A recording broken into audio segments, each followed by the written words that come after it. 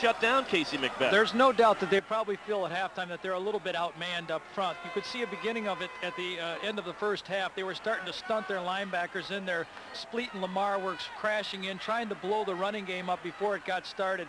What they're going to have to do is try to catch some plays in the backfield and force Kidwell to do some things that he's not comfortable doing with yet. He's only a sophomore. Try to put the game more on the quarterback's shoulders and take it away from Casey McBeth. He's just too tough.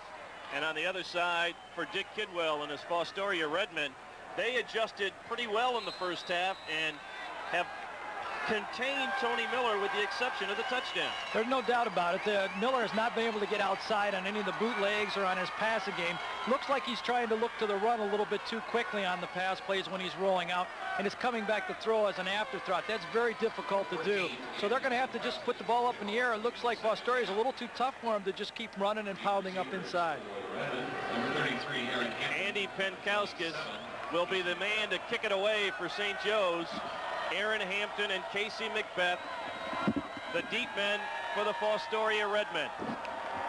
Both teams looking for their first state title.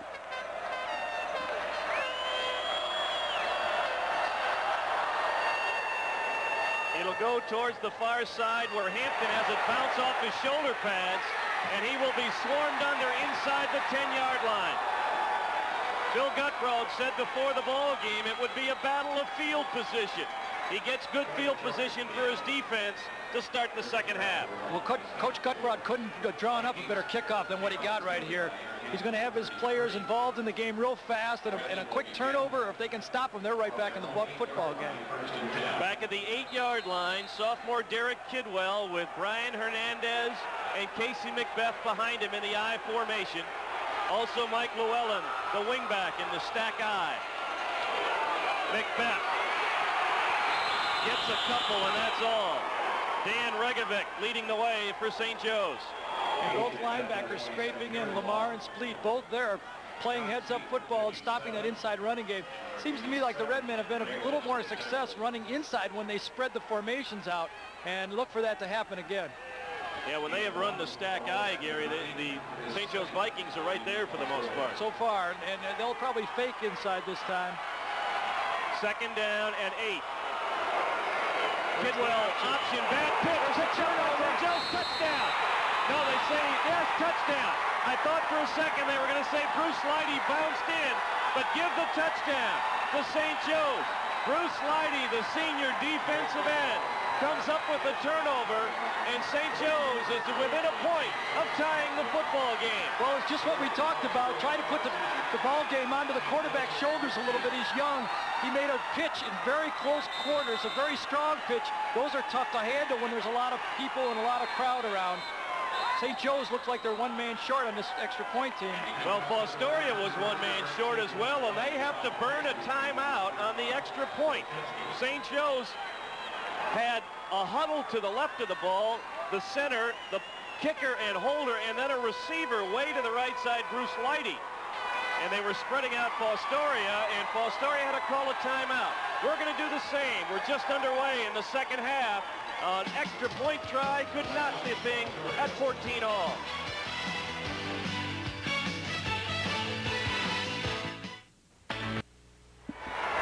Here's the replay of the touchdown. Fake, very tough close quarter pitch. Bruce Leide blew up the play, but also 26, Scott Petche got in there and made the quarterback pitch when he wasn't quite ready. They crashed their number 26 into the linebacker right into the play and caused a little bit of confusion for Derek Kidwell. Andy Penkowskis kicked the extra point. It was Scott Petche, the senior outside linebacker, who's collected over 100 tackles this year, that forces the fumble. Watch Petche break in there. He ducks inside of him, and then he has to make an off-balance pitch. And there's the easy touchdown. Bruce Leide got his hand down and just stretched his body out over the goal line for the touchdown. Are you talking about wanting to do things to get yourself back in a ball game? How about a turnover score in the first 40 seconds? Well, at halftime, they talked about everything that could happen, and that's the best way it could happen. Now we got a new ball game, and half the way to go now. Both stands now into the ball game, full speed, and Fostoria is going to try to get their team back into it, but St. Joe's crowd has finally woke up.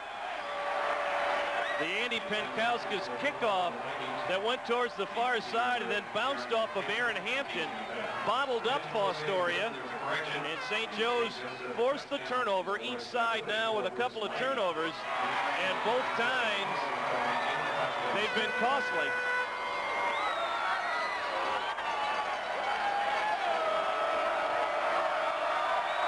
Hampton and Macbeth are deep. Another knuckleball that Hampton will field at the 13. Has a seam and comes out over the 30 to about the 34-yard line. Much better field position this time for Fostoria.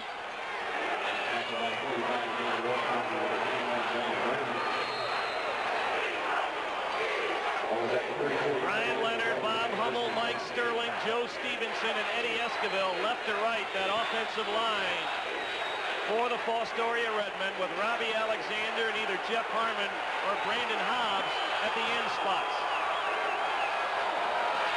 The toss to Macbeth, the tailback. He will lose yardage. Coming up from the secondary, Mark Mellerango. Mark Mellerango making the stop in the backfield. A loss of maybe a half a yard on the play.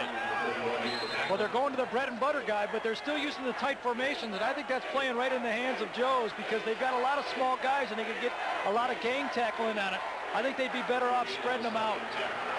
When they spread them out with two people, 4 defensive backs walk off the playing field, off the line of scrimmage. A delay counter, and Macbeth is swarmed under by John C. in the backfield. A very slow developing play, and John C. came in virtually untouched to make the stop for the Vikings. And Macbeth is still down. Might have landed on the football and had the wind knocked out of him. Quite possibly. Looked like he landed on the football. It was a slow developing play. It's the counter trap play where you'll block down and pull the backside guard and tackle and try to kick out for the running back. But it was, again, the linebackers were pinching in and trying to blow up the running game. As we talked at halftime, their only way to stop this guy is to get him in the backfield before he gets started. Casey Macbeth is up. He'll have to leave the field, otherwise it will cost them a timeout. 14-14 with 10:04 to play in the third period.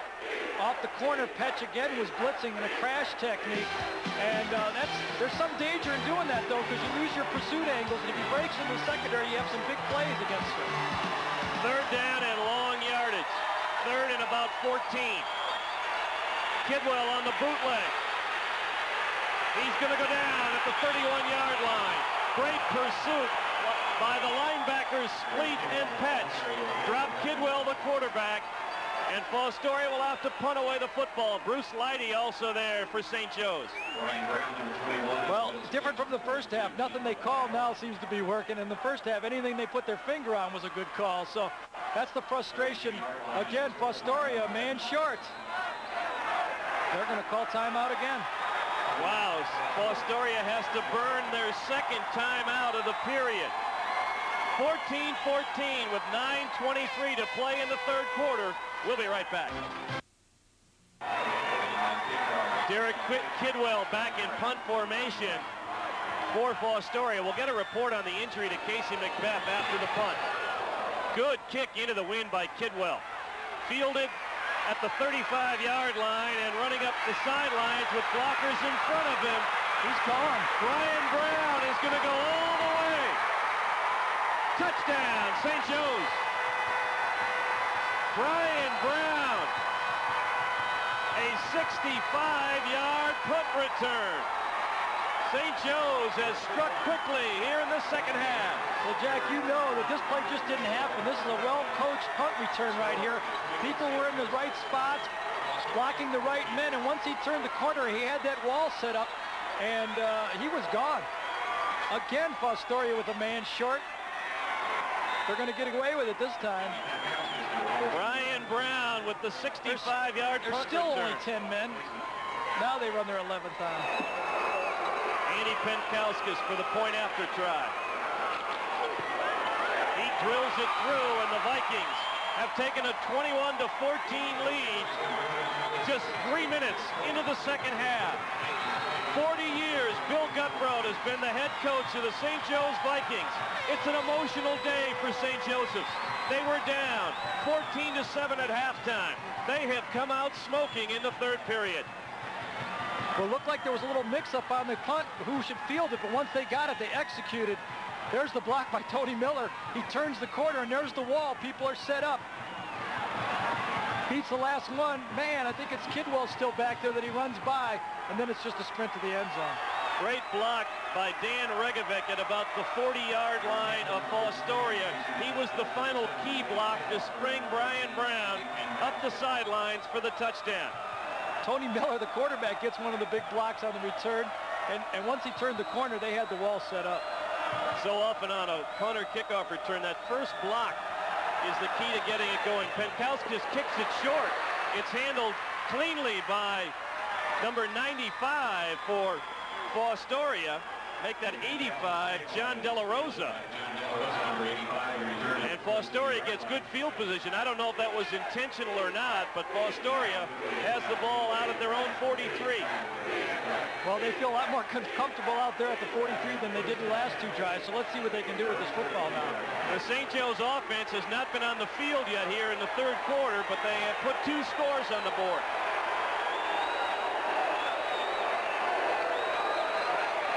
A reverse, and lots of running room for De La Rosa. He goes out of bounds in St. Joe's territory at the 44-yard line. Paul Cox was down on the sidelines to check on Casey McBeth. He's back in the ball game. What was the story, Paul? Well, Jack, it was just merely a case of him being bumped as he ran the football. He twisted an ankle, but he walked it off on the sideline. Never did take a seat on the bench. As you can see, he's back in there. All right, 1st and 10 for Fostoria inside the St. Joe's 45-yard line. Kidwell looking for the slant. No, goes outside to his tight end, Robbie Alexander, and picks up 5. They had run a slant to Aaron Hampton in the first half. St. Joe's picked it up that time, so he went outside to his tight end. Very mature, very good throw by Kidwell there. He was ready to hit the slant. Wasn't there. He dropped it off again. You know, that's a sign of good coaching. Here's a kid who's been around a football program his whole life. He knows how to play quarterback. Fostoria responded to a St. Joe's score in the first half with 2 touchdowns. They are trailing by 7 here, 2nd and 5. McBeth inside the 34 down to the 32, 31-yard line. Nigel Pickett and Bruce Leide on the stop, but a 9-yard pickup for Casey McBeth as he nears 100 yards on the afternoon. Well, St. Joe's defense ran themselves out of that play. Both linebackers were stunning, and they went the wrong direction. High wing to the right of Kidwell. The counterplay to the wingback Llewellyn. He bounces down to about the 27-yard line. Bill Spleet knocked him off his feet. But pickup of about 4 for the Redmen, 2nd and 6. Well, they responded earlier in the game, and it looks like they're doing it again. Very well-coached team, and they're ready to play football. They're not losing any patience. They're just going along, just doing the job that they have to do. 7:45 to play here in the third period. McBeth is stacked up. Bill Spleet again at the 25-yard line. It'll be 3rd and 4. Bill Spleet, first-team All-State linebacker. Well, Spleet looks like one of those linebackers that would be ready to play 2 games. You know, he'd just suit up and play again. He's not very big at 5'10", 185 pounds. This St. Joe's defense is not that big, but they are very quick. 3rd and 4. Kidwell. Options to McBeth. Upended close to the first down by Scott Petche, the outside linebacker. It looks like McBeth landed just beyond the 21 inside.